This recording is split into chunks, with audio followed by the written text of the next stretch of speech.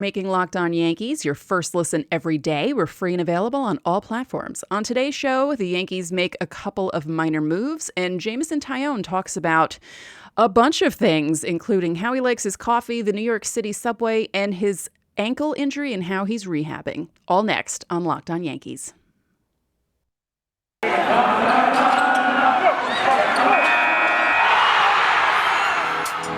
You are Locked On Yankees, your daily New York Yankees podcast. Part of the Locked On Podcast Network, your team every day.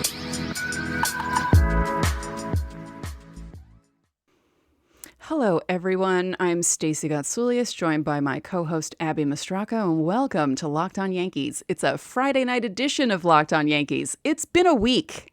It has been a week, and yeah. Has it ever been a week? Right, Abby? Oh, so I have COVID. I have tested negative. The testing has actually been a debacle. We are right. It feels eerily similar to like March 2020 vibes, which is not a good vibe. I mean, it's like very triggering if you were anywhere in the area in March. Long lines for testing, and the place that I went didn't even send me my test results. They were like, if we call you, if we don't call you, you're negative, which like wasn't good for me, and I just wanted to see like no Right. or negative, whatever the word, the phraseology is. So I went back in. Okay, we'll show. We're overwhelmed. We can't give you a shot. Come back. We'll give you. We do have your results, but if we call you, you're negative.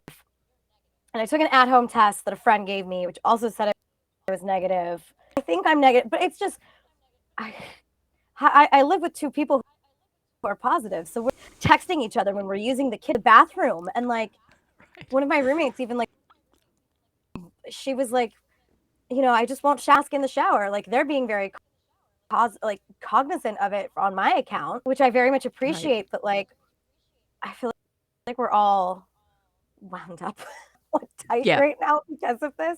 So I think I'm going to go stay in a hotel for the weekend, and on Monday to see my family in California. Will not do if I have a negative test, because I'm not going to spread it around, you know, my Nana, who's a cancer survivor, or really just anybody, even on the plane.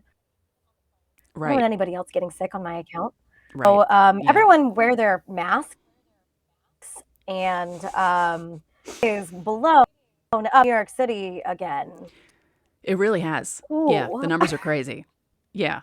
I mean, the good thing is a lot of us are vaccinated and boosted, and that will help with, I mean, you know, it's not going to help us not get it, but it's going to help us not be in an ICU with it. So, you know. Yes. I mean, I'd rather not get it, obviously. I'm boosted. I think that's probably why I didn't get it, because my two roommates both had booster shot appointments and they ended up with it like the day that they were supposed to get boosted. They got so, but you know, the hospitalization rate is not anything crazy right now, which is encouraging.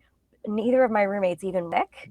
They just felt like they had like minor colds, and they tested out of an abundance of caution because we live with other people. So we're trying to be courteous to each other, and that's why they got tested. And, you know, we're using masks in the common areas.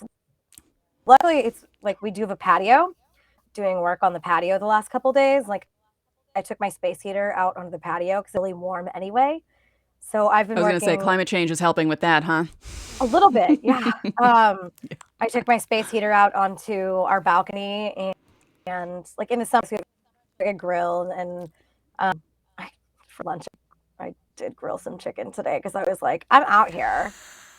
Yeah, you might as well. I'm out. You know, I had a barbecue, and one of my neighbors came at me on his balcony. He's like, "Are you barbecuing December?" I was like, "Don't worry about it, buddy. We are doing what we have to do right now." Yeah. I was joking how I'm not going to leave my house for the next few months, which isn't unusual because wait a minute. Oh, I left the house to get my booster, but before that, my cousin's wedding in September? Right? I think. I don't know, because my mom got a new car, and the first time I went in it, she had it for like 2 months. And I said to her the day of the booster, I said, this is the first time I'm in this thing. This is great. Now, before we get into baseball talk, let's remind everyone how they can listen to us. Apple Podcasts, Google Podcasts, Odyssey, Spotify, Stitcher. You can watch us on YouTube. Check out this background behind me. My brother has the cool room in the house. And if you tell your smart device to play a podcast, you can tell it to play podcast Locked On Yankees, and it should work. So, yeah, there you go. With the lockout happening, moves can be made, but only minor. Minor league moves. Yeah. I will say, it's like, I cover hockey, and hockey is having a lot of issues with COVID outbreaks, right? You and basketball get too, COVID right? outbreaks if you lock out your players. Right. That's true. No one's on utilities. No one's getting COVID. I mean, maybe they are in like their home. We're not like shutting down any MLB facilities for COVID just because they're already shut down. Owners locked them out anyway, but Right. Yeah, that actually works in baseball's favor. Yeah. So there were 2 moves within the last 2 days. The Yankees are in agreement on a minor league deal with reliever Jimmy Cordero. That was reported by John Heyman. Cordero is 30 years old, and he was outrighted by the White Sox, basically tossed off their 40-man roster at the end of the season. He's appeared in parts of 3 big league seasons. He broke in with the Nationals in 2018. He's also appeared with the Blue Jays and the White Sox over the last couple of years. He pitched to a 2.75 ERA over 36 innings with Chicago in 2019, but struggled in 2020, and he missed the entire 2021 campaign with Tommy John surgery. Again, it's a minor move, and I mean, hey, it's a body. He's a nice depth stash down in AAA, and if you need some major league in because of injuries or ineffectiveness, he can give you a major league outing. It's fine. Right. It's a depth move, organizational depth move. Let's that, because I wouldn't say it's like a bullpen depth move. It's just an organization move. We're going to start to see a lot of those coming in. Mm-hmm. It looks like Ender Inciarte is also that kind of a move. The Yankees made a minor league deal with him as well. He plays center field. Won 3 Golden Globes. What? Gold Gloves with the Braves. That would be amazing if a baseball player won a Golden Globe. Huh. Well, there is someone who played baseball and won, I believe he won a daytime Emmy, John Berardino. He was on General Hospital. He played Steve Harvey for years. He passed away like 25 years ago now, but he played for the St. Louis Browns. And he's one of the only people who, I believe someone else he played for, I think he won a World Series and has like a daytime Emmy. He's like the only person to have that happen. So, yeah, it's pretty cool. The actor who played Luke on Gilmore Girls, I think it's like the lower levels of the minor leagues or something like that, or maybe college baseball. But like, I interviewed with him years ago where he was talking about his career was at a crossroads, and he could either like keep playing baseball or act. And he's like, but I wasn't very good at baseball. So try his hand at acting, because that's so much easier than becoming a major leaguer. But I guess it was for him. It worked out pretty well. Yeah, I was going to say, because that's not an easy career either. I can't even believe I'm going to say this, but I was an acting major in college for the first half of college, and I actually graduated with a performing arts degree. It's an associate's, but it's a performing arts degree. Thank you very much. And I took acting classes, and that's why I am the way I am. So, yeah. But Ender Inciarte, again, it's another one of those moves, just like Cordero and other people that they've made moves with minor league moves. I mean, who knows? You might see him playing the outfield. Hopefully he won't get good defensive depth have, and then it was pretty clear that he didn't really have a role on the Braves moving forward. I think I want to say last winter.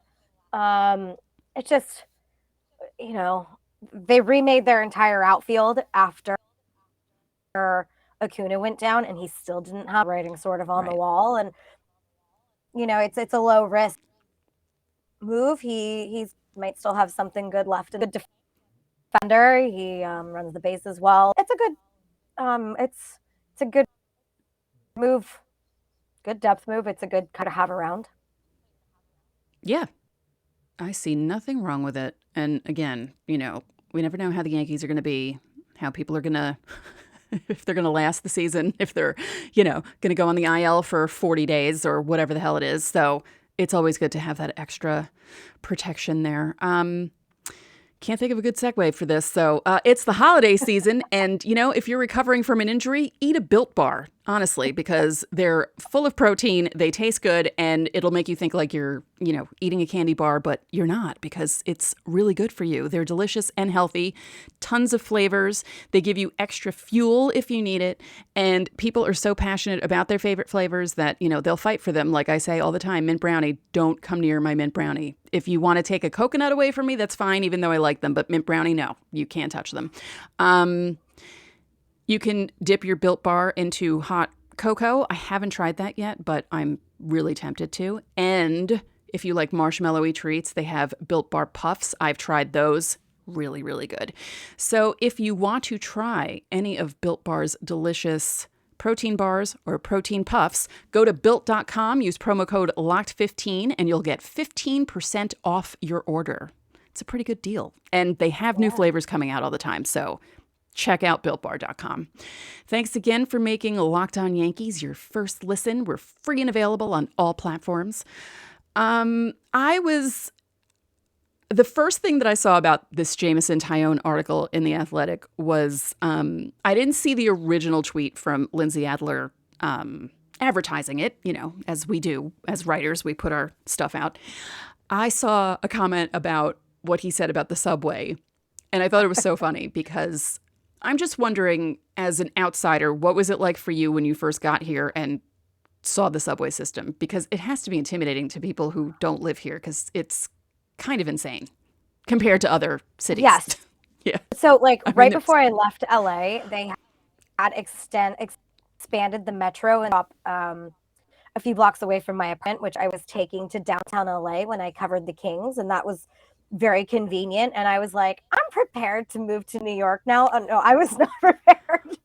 I was in no way prepared. So in 2014, best friend did a work-life swap with her East counterpart. Did you ever see that movie, The Day? I love that movie. Okay, so when Cameron Diaz goes to England, then the girl goes to LA, sleeps in Canada. So my friend did that for 6 months with his counterpart. Their PR company let them do it. They were like, whatever, if the work's getting done, then, who That's cares? so cool. So I would love to do that with someone. She lived in this girl's apartment in Greenpoint. I went to visit her, and we were going to a 49ers Giants game out in New Jersey. So not only did we have to navigate the subway to get there from Green, we had to navigate New Jersey Transit. And she had been here for a few months, so it wasn't that difficult for her. But she still was not very comfortable with it. So we were going to that game. I was like, and I did. And so I'm coming into New York thinking in LA, and one time in 2014, I correctly routed us to New Jersey. The locals and the expresses were difficult to route at first. I kept jumping on a 6 when I did, and I was like, why is there so many stops? Getting out of a subway station and not knowing where to go. Well, now I know because it's the avenues, but now when people come into town, they're like, I think I'm going to take the red line or the blue line. I'm like, but which red line, which blue, which number? If right. I'm not going to get on a 1 with you if we're going all the way uptown. I don't need to go on we're going to need to go up to Madison Square Garden. But I just thought, I remember thinking, I did this a few times, and I can totally do it. But now it's much easier now that I've been here for 5 years, and I, commute on the path for in New Jersey Transit for covering the Devils. It's its own monster. That's just strange scene. Like, I want to know the weirdest things Jameson Taillon has maybe seen on the subway. And I totally him when he says he hates taking cars in the city, like, because it just takes forever, so much traffic. It's so true. Yeah. Coming from LA, I could have told you that. Friends, I'm like, just take the subway. And inevitably, I mean, I have a couple friends who are those people in Manhattan, never leave Manhattan, and they never take the subway. They've never seen me in Brooklyn. I'm sure you know the type. We all have one of those friends. Oh, yeah. Yeah. Definitely. So, like, I get why he wanted to take cars to the stadium, but, like, it's actually more reliable, especially if you're trying to get there in the afternoon. I just want to know, because, like, when you go way uptown like that, you get some on the trains. And I would love to know the weirdest encounter or the weirdest thing Jameson Taillon has seen on that way. Yeah, especially going up to the Bronx. You're like a lifelong New Yorker. Oof. Well, human poop. And we knew it was human. And we were all like, we're like, that's definitely not dog poop. And we're like, oh my God. Thank God it was in the corner of the A train when we first got on, because I used to live in Inwood and I was all the way up at the top of the A train at 207th Street. That was the first stop. And I looked and I was like, that's going to wake me up. God. Okay, great. I've heard people clipping nails on the train. That was another A train experience between 125th to 59th when it goes express. And I'm sitting there and I'm like, am I? Like, I must have made a face because this girl across from me looked at me and she was like, we were both looking at each other like, are we hearing that correctly? And then we looked and some woman was clipping her nails on the subway. And I'm like, no. What? Oh, yeah. Oh, yes. Yeah. My favorite thing, though, is you were talking about local and express and accidentally taking them, but it's even better when you're on a train and it decides to go local instead of express, or vice versa when you need to, and you're like, hello. So then you have to go, if it decides to go express instead of local, you have to go all the way up to wherever the train stops and then have to come back down the opposite way. That actually happened to me going to Yankee Stadium one time. It's happened to me a few times going to Yankee Stadium, yeah. Yeah, they're like, oh, we have to skip 161st Street, so we're going to go up to Fordham Road. I'm like, what? Yeah. I'm like, could you have told me this at 149th Street, and then I would have just walked up to 161st Street? Like, what are you doing? I've been in a subway with, like, angry Yankee fans. Very angry Yankee fans. Like, and when I first moved, I just don't understand how. Well, no, you know what? New Yorkers don't bother people. Like, I've seen famous people on the subway and you don't say anything. You're just like, yeah, you don't. So when he's in LA, if you see somebody in LA, you don't say anything. Robert Downey Jr. used to live down the street from me in a much nicer apartment, a much nicer house. Ooh, it was a lot nicer than mine.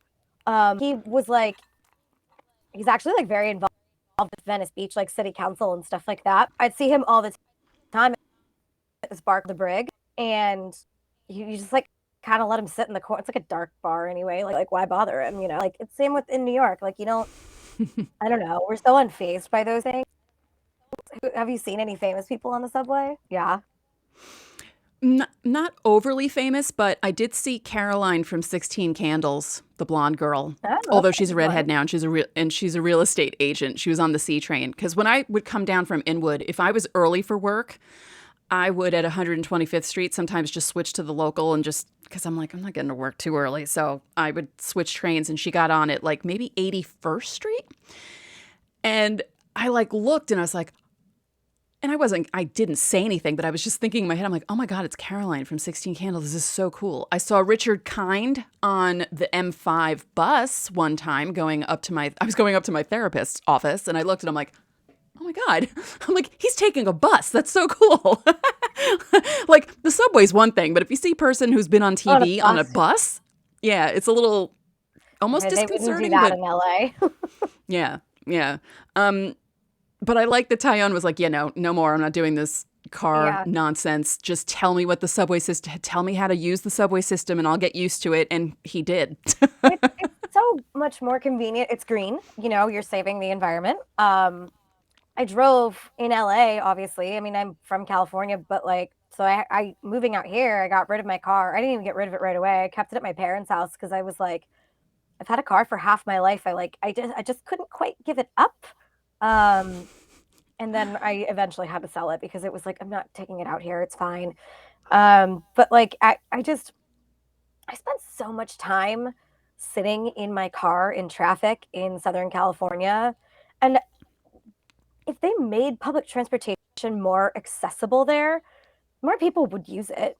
A lot more people would use it. Yeah. And it's better for everybody. I mean, look, it's better for your own pocket too. You're not spending so much money on gas.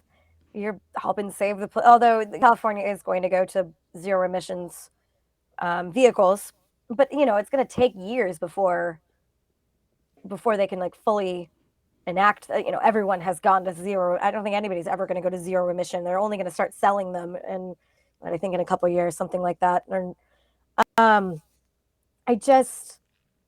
very much enjoy the subway in a weird way. I thought I would hate it coming from California, but I really don't. There's been some weird incidents. Like when I first moved here, a guy had a parrot and he had it just flying around the subway car, and then it landed on my leg and he was looking at me and he's like, he's friendly.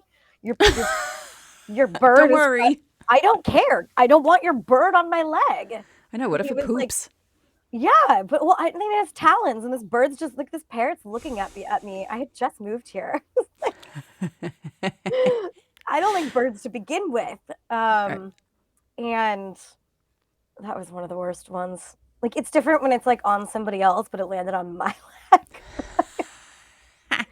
I'm told that there is, I've seen the TikTok video and one of my roommates has seen this guy. He's sort of infamous, I guess, around parts of Brooklyn. He has 2 giant pythons that he pushes around in a stroller and he brings them on the subway. I've seen the TikTok and it's terrifying as somebody who also yes. Mm-hmm.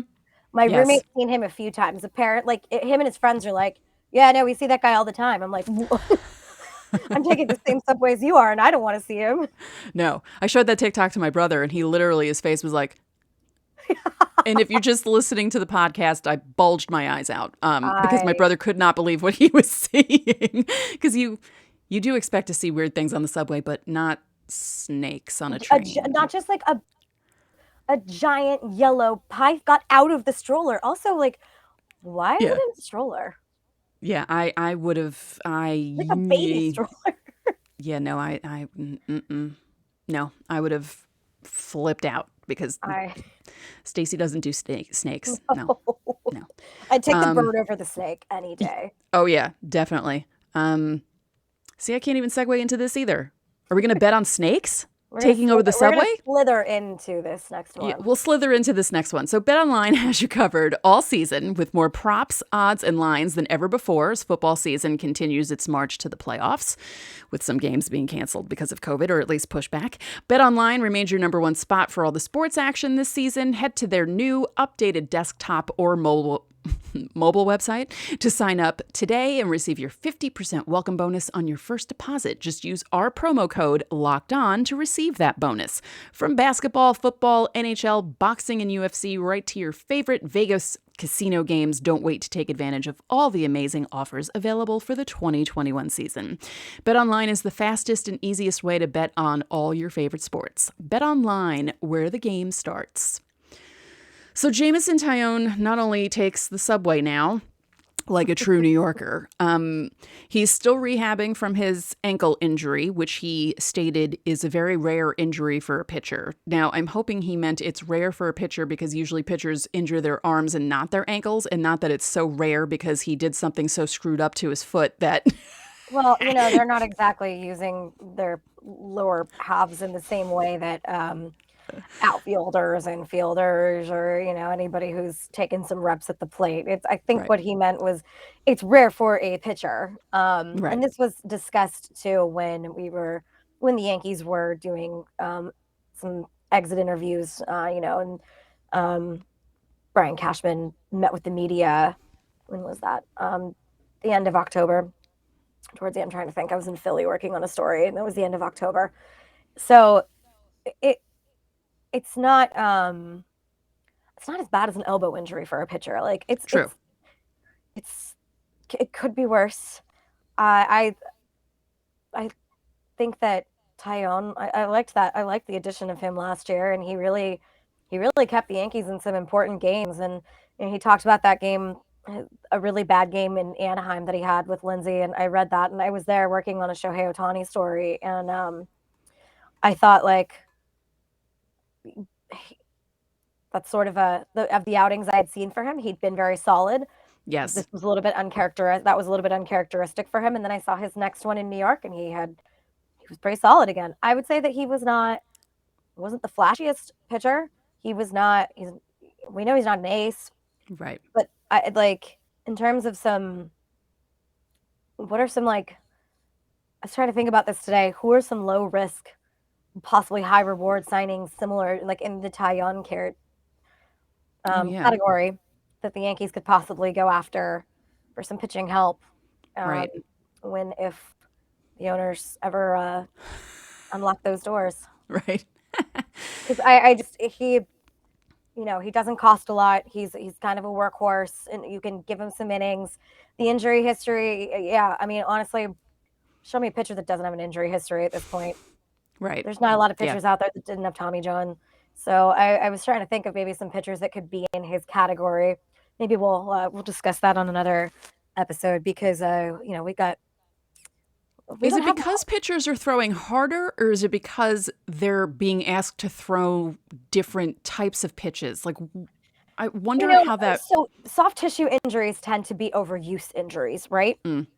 They are throwing more innings at younger ages. They are throwing more pitches at younger ages. I've talked with some doctors about how bad it is to throw sliders at a young age, but there are still coaches who are going to start getting guys to throw sliders because the club teams are good and they're moving these kids up levels and they play all year round. Especially, I mean, where I'm from California, and they play all year round, which is why California, Arizona, Texas, Florida tend to be sort of baseball factories because you can get them in club sports and they just play from January or without a lot of breaks. That's a lot of tax. Your arm gets taxed from a very young. I had a conversation yesterday with. It was not necessarily about baseball. It was a member of the 1980 Miracle on Ice Olympic team, and he coaches hockey in Minnesota. And he said kids need to be more well-rounded when it comes to youth sports up through high school. He said if they're really good and they're showing that they may possibly be elite at a certain level, then, or maybe not elite, but they may have some chances at college, whether or not it's a high level college program or not, then you let them go into one sport or the beginning of high school or the middle of high school. He said in general, multiple sports actually don't have as many injuries or the same severity of injuries because they are taking breaks in between sports sometimes. And they're not just the baseball guys aren't just throwing all year round. They're taking a break and they're playing hockey or they're playing football. And I have written on this. I have talked to many doctors, many youth coaches. It's sort of a combination of things. Plus we had the pandemic, we had the shutdown last year and guys really ramped up at different levels, different speeds than they're used to.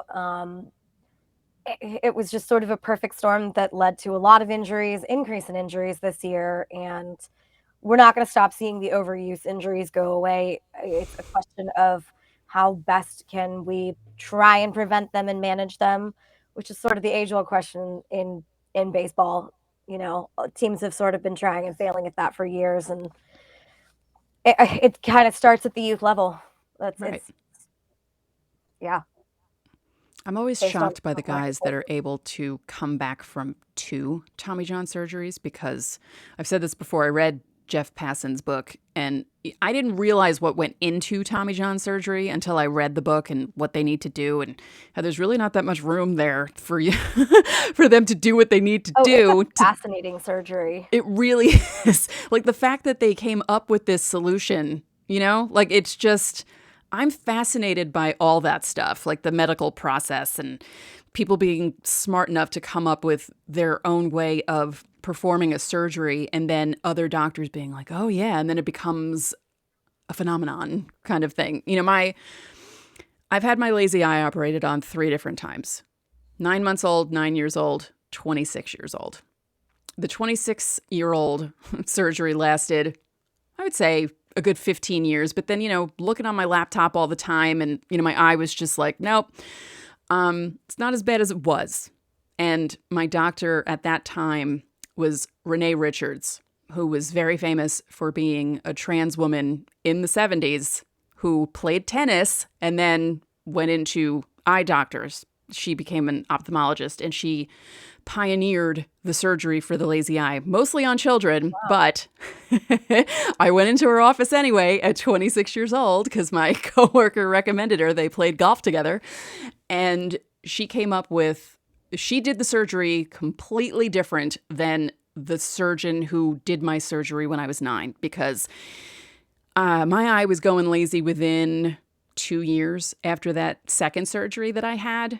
And Renee really pioneered that surgery. And she joked that if my eye went lazy again, she would fix it for me. She's like, but it's not going to go lazy again. But it did, because it was my fault.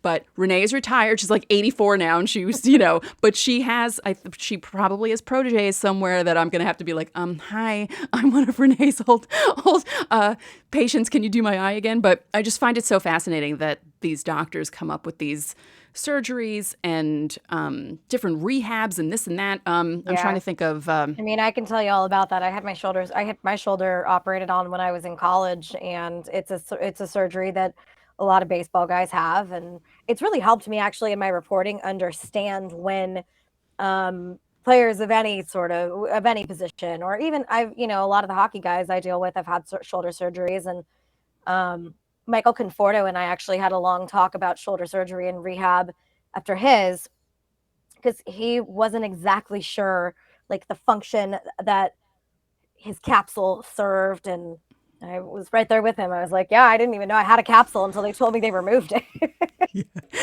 Yeah, there's certain parts of your body you're like, oh, okay. Yeah, I know I learned stuff in biology, but didn't know that.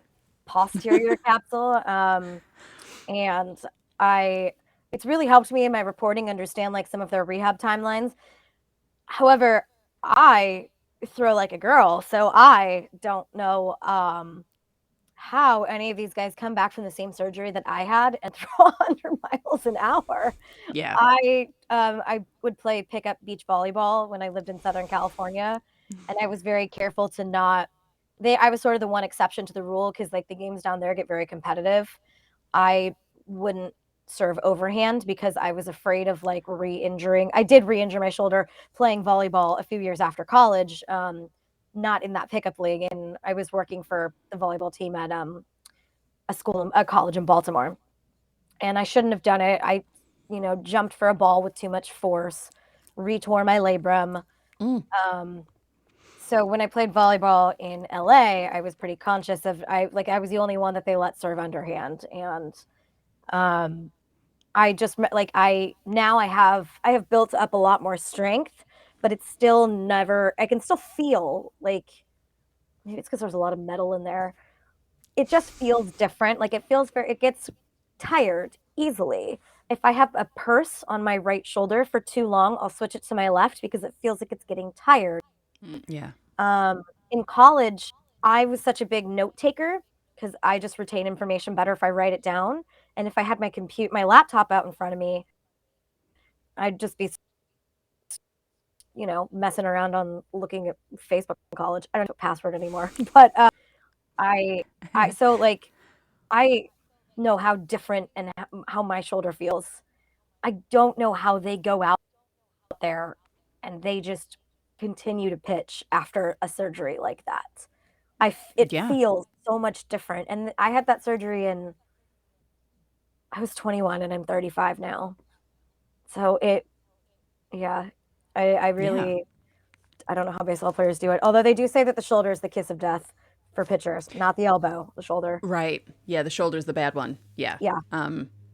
I actually hurt my shoulder in 2013, but I think I never went to a doctor, but it was hurting me I think it hurt for like 9 months. And anytime I raised it, anytime I accidentally slept on it, it was so bad. And I don't think I had insurance at the time, which is why I didn't want to go to the doctor.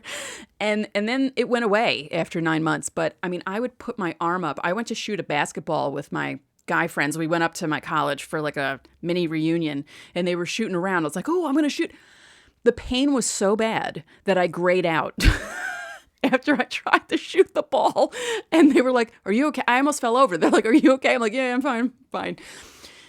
I still don't know what was wrong with me. It never happened again.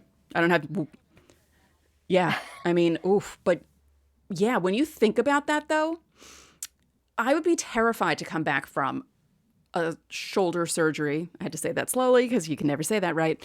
An elbow surgery, especially when your livelihood depends on your arm and what happens to it. And I just can't even imagine the pressure and the anxiety of coming back from something like that. And for Taillon to come back from Tommy John twice, right? He's one of the two, and Nathan Eovaldi had two, and it's just amazing to me. But before we go, because we have to cut this short, Taillon mentioned how he brews his coffee, which I thought was funny because he was talking about making cold brew. But he was also talking about watching YouTube videos about it, which I thought was so funny because I'm one of those people that always goes to YouTube to check on things and see how things are done. I thought that was funny. How do you like your coffee? Do you drink coffee or are you a coffee drinker? Oh, I drink a ton of it. It's ridiculous how much coffee I drink. French press. I would before the shutdown, I was doing a store with a guy who used to play for the Devils, Connor Carrick, who, if you've ever looked at his social media, it's like 99% coffee, and then his dog Hoagie, who's adorable.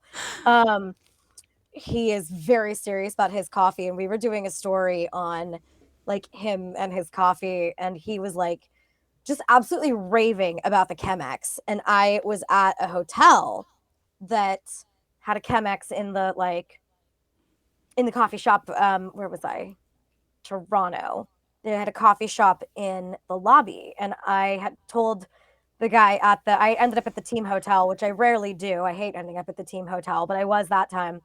And I told them, I was like, oh, you have a Chemex? And he's like, yeah, did Carrick send you here? So he was explaining to me all about the Chemex, and the coffee was fantastic, I have to say. Part of that was the actual roast, though. They used good beans, and I really want a Chemex, but I just haven't. We have so little counter space in our apartment, and the French press is fine. We also like Jameson Taillon said, sometimes he just uses a good old fashioned coffee pot. Well, since my roommates can't really leave their rooms right now, I've been, ditching the French press and using the coffee pot, and I've just been making coffee and breakfast for everybody this whole week, and just leaving it outside their door so that they minimize their use of the common space. I mean, they're wearing masks, but still, just to minimize my exposure. They're doing their own dishes, though. I draw the line somewhere. But they told me that they're yesterday, my roommate Allie was like, your coffee is like rocket fuel. What do you do? I was like, I make it very strong. I will scale back if you guys need me to. I make it very strong. And the other roommate said, it's like coffee flavored mud. It's so thick. Yeah, that's another thing. I make it very strong. Yeah, see, I'm one of those people that I have to have it sweet. I can't have it regular. It's so bad. And I know that's bad, but I can't help myself. It's just, I'm like that with wine too. I can't drink wine that's not sweet. So it's just, drink sweet. Yeah, I'm all about Rieslings, and I like a good rosé and a good Chardonnay sometimes. I do like a dry rosé. Yeah, but yeah, I'm all about the sweet stuff for some reason. And it's odd because when we were talking about food the other day and you were talking about how you like salty stuff, I love salty stuff. Potato chips, sunflower seeds, I could live on those. And when I crave things, I'm usually craving potato chips or sunflower seeds. So it's kind of weird that my coffee needs to be so sweet all the time. But yeah, I go through creamer like you would not believe. And it's just really bad. Like, I think I went through a regular size of Coffee Mate creamer. I think I started it on Wednesday. And I'm almost out now. And it's only Friday. It's just like pure sugar. Like if you look at the ingredients, there's like no real cream in there. It's just sugar. Yeah, and I do use some coffee creamer, like some of the I enjoy like a little bit of the flavored stuff, but like I use the like either like the like almond milk cream or the I don't know, the stuff that's like just flavored milk. Yeah. Because it's like a little bit less sweet. It's just you know, I'm very sensitive to sugar. Too much and like my teeth hurt. Yeah, see, you don't get don't that. know.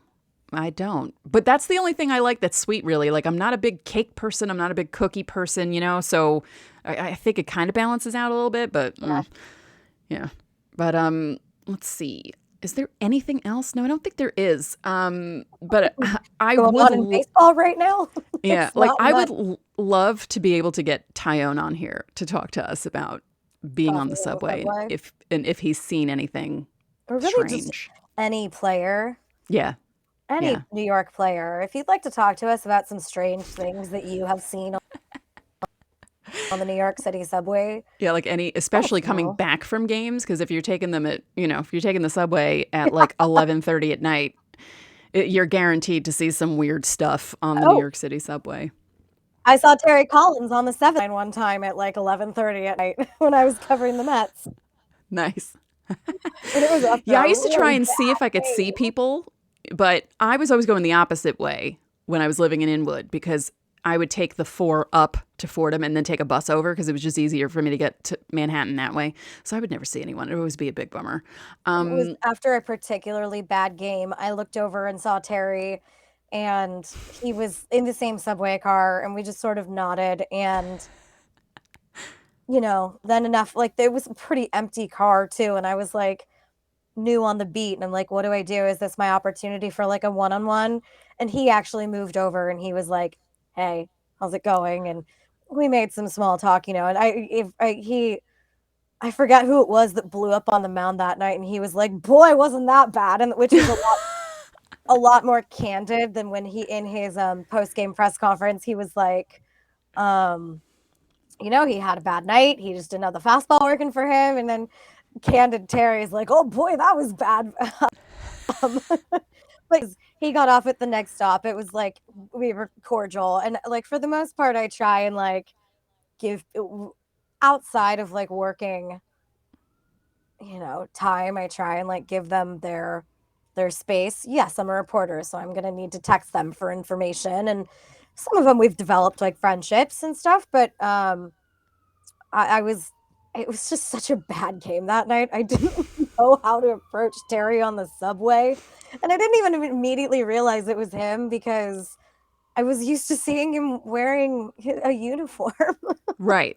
Which is, what I said earlier about, one, New Yorkers don't really bother famous people or, recognizable people. But it really is, unless it's a famous baseball player, and even if it is, sometimes seeing them out of the uniform is really disconcerting. And you're kind of like, wait, is that person? And you have to, because you're used to seeing them in hats and wearing pajamas for a living, So it's like, it's just something completely different. And if you're a beat writer, you do see them come in the locker room, like in and out of games. You do see them like before they get on a flight and they're dressed really nice.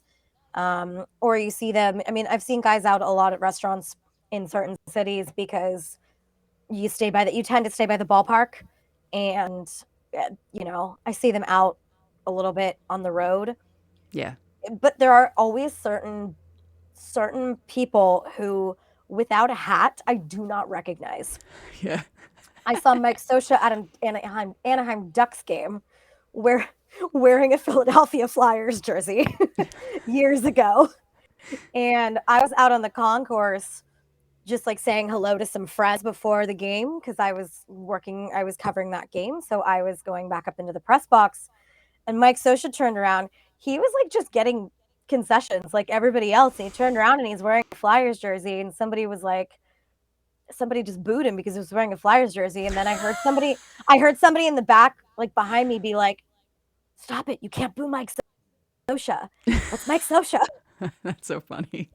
Like speaking of Anaheim, I recorded a crossover episode with Steve Granado of Locked On Angels, and we talk about 2009. We talk about different Yankees Angels things, comparing the Yankees and Angels because they're very similar ownership wise, and it was a pretty cool conversation. And he woke up early, West Coast, to record with me, which was very nice of him. So I appreciate that. That'll be up on Monday. So I just wanted to let everyone know to look forward to that.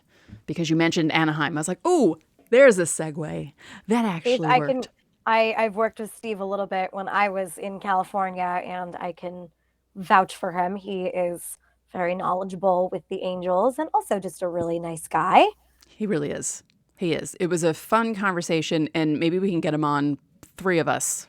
Yeah. We'll do another crossover at some point. But for now, that's it for this episode of Locked On Yankees, which is part of the Locked On Podcast Network, your team every day.